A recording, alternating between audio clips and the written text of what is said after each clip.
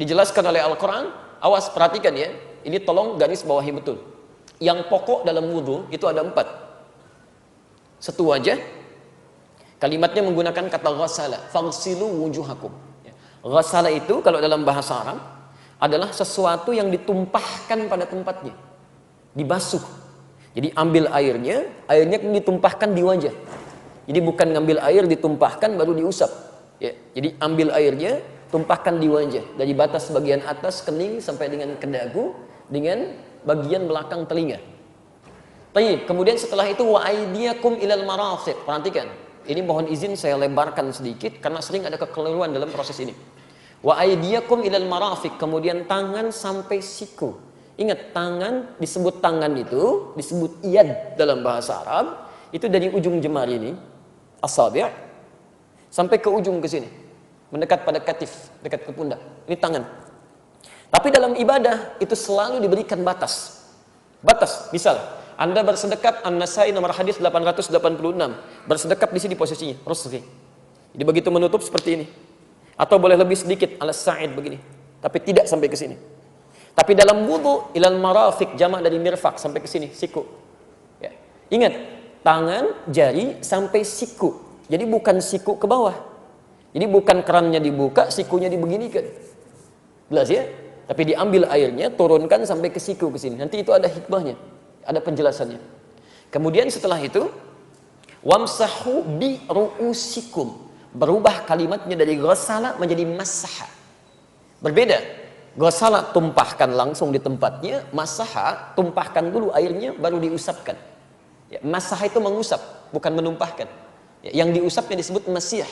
Nabi Isa punya gelar Al-Masih, Al-Masih, karena di antara mukjizatnya bisa mengusap sesuatu dengan izin Allah penyakit bisa sembuh. Jelas ya? Tayyib. Dan yang diusap itu apa? Bukan rambut, tapi ru'us. Jamak dari kata ra'sun, kepala. Di sini keadilan Allah Subhanahu wa taala. Kalau yang diusap rambut, yang tidak punya rambut itu persoalan. Ya. Maka di sini diartikan dengan tidak ada penafsiran. Ya. Jadi semua ulama nggak ada penafsiran. Yang dibasuh itu kepalanya sehingga meresap ke dalamnya. Jadi begitu Anda buka, kemudian Anda ingin basuh, maka kemudian buang airnya, usapkan. Ya. Usapkan ke kepalanya. Menggunakan huruf ba di situ. Ba di sini dalam bahasa Arab ba punya 14 makna. Tapi di sini para ulama sepakat ya 3 yang bisa diterapkan. 1, ba al-istighraq, yaitu mengusap dari depan sampai ke belakang. Jadi begitu Anda ingin berwudu misalnya, Anda kemudian mengusap, buka, tumpahkan airnya, diusap dari depan ke belakang. Jika dalam pelaksanaan itu tidak ada kesulitan berarti, tidak ada penyakit, tidak ada hambatan, untuk laki-laki khususnya, usap dari depan ke belakang. Jika kemudian ada persoalan, misal sakit sebagian dari anggota di kepalanya, sebagiannya, maka ba itu bisa berarti at-tab'id ma'at tahdid. Ya, sebagian dengan batas.